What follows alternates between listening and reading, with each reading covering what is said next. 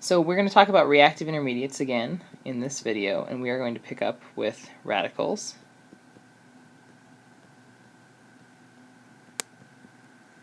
Radicals are a reactive intermediate that are present in the halogenation reactions that we've been talking about, the halogenations of alkanes. So a radical is a species with an unpaired electron, and a carbon radical, generically speaking, would be a carbon with 3 bonds and then 1 unpaired electron. And that unpaired electron makes it very unstable. However, a radical is neutral because it has 4 electrons assigned to it if we did formal charge. Radicals, like carbocations, are sp2 hybridized and are planar, so that radical is in that p orbital. So instead of it being empty like a carbocation, it contains that unpaired electron.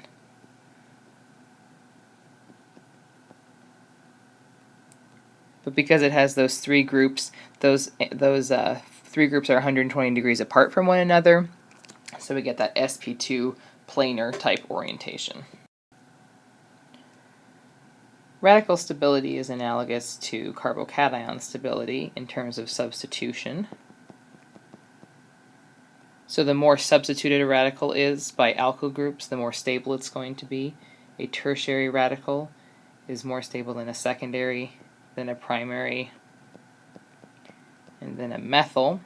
So if we think about what's going on there, even though the carbon atom isn't charged, it is deficient in an electron, and unpaired electrons tend to pair up pretty quickly. That's favorable. And so these alkyl groups are pushing electron density through the inductive effect to that electron deficient carbon, which is stabilizing it. So hence tertiary being more stable than secondary or primary.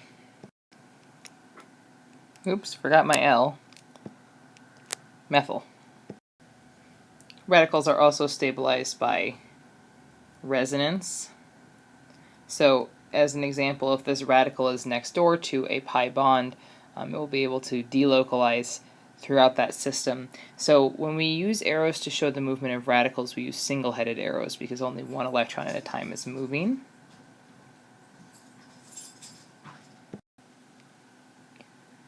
So that gives us the structure that I'll draw down below. So we now have a pi bond here and the radical over here. And what's happening is that unstable unpaired electron is spread out between 2 atoms. So overall, the molecule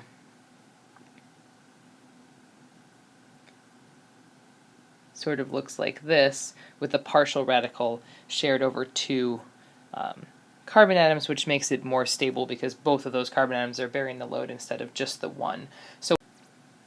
So in terms of stability, it always is going to go resonance first, because more than one atom is able to share that instability, and then substitution for radicals and carbocations, so tertiary, then secondary, the ugly sign, and then primary. So continuing on with reactive intermediates, we're going to look at carbanions. So an anion is a species with a negative charge, so a carbanion is a carbon with a negative charge. So for carbon to have a negative charge, it's going to have 3 bonds and then 1 lone pair of electrons. And it's going to look similar to a nitrogen atom. It'll be negatively charged, however, because it has 1 additional valence electron. This is sp3 hybridized, so it can't be planar. It's going to be tetrahedral in shape.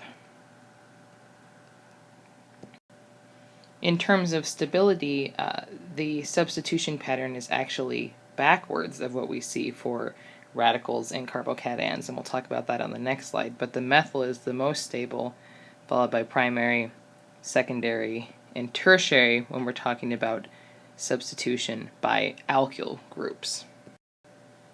So the reason that this substitution pattern stability is backwards is because carbon is not very electronegative.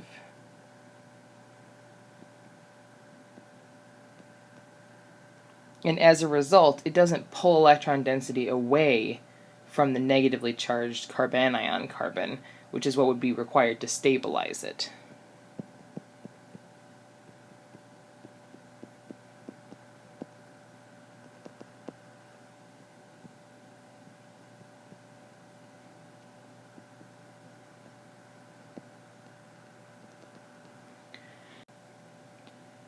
So a carbon atom is not going to pull electron density away, but some heteroatoms will. So if we have a more electronegative heteroatom attached to the carbanion, that could be very stabilizing. So for example, if we had a carbanion that had chlorines on it, those chlorines would pull electron density away from the carbon with the negative charge, and that would stabilize it. So it's actually the methyl carbanion that is the most stable and the tertiary carbanion that is the least because of the lack of electron density being pulled away from the central carbanion carbon. However, carbanions can be stabilized by the introduction of more electronegative groups surrounding that charged carbon atom. And again, resonance can be a stabilizing force for carbanions. So the most common way that we see this is with a carbanion next to a carbonyl group.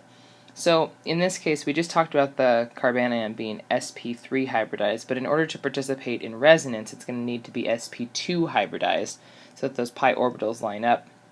This lone pair of electrons can fold in to make a double bond. These can kick up here,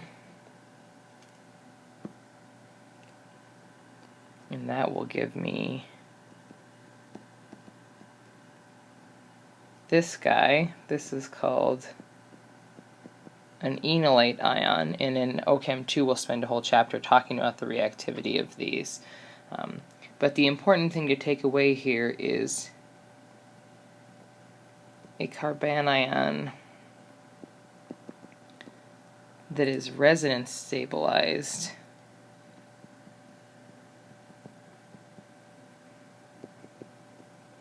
is sp2 hybridized. So its lone pair of electrons then is going to be in a p orbital so that it can participate in resonance. If it is not next to a species that can resonance stabilize it, then it's going to be sp3 hybridized. The last intermediate that I'd like you to be aware of, although we won't spend a lot of time working with carbenes in organic chemistry, is the carbene intermediate, which is a carbon atom that has 2 bonds and 1 lone pair. So like the radical, it's going to be neutral, but it's very reactive because it doesn't have a full octet. So this doesn't really tell the whole story either. I spent 5 years working with carbenes when I got my PhD, so they have a special place in my heart. However, we're not going to see a lot of them, and when we do our first reaction with a carbene, I'll talk about them a little more. But again, anything that is charged or doesn't have a full octet or paired electrons tends to be reactive. In the case of the carbene, this is due to an incomplete octet.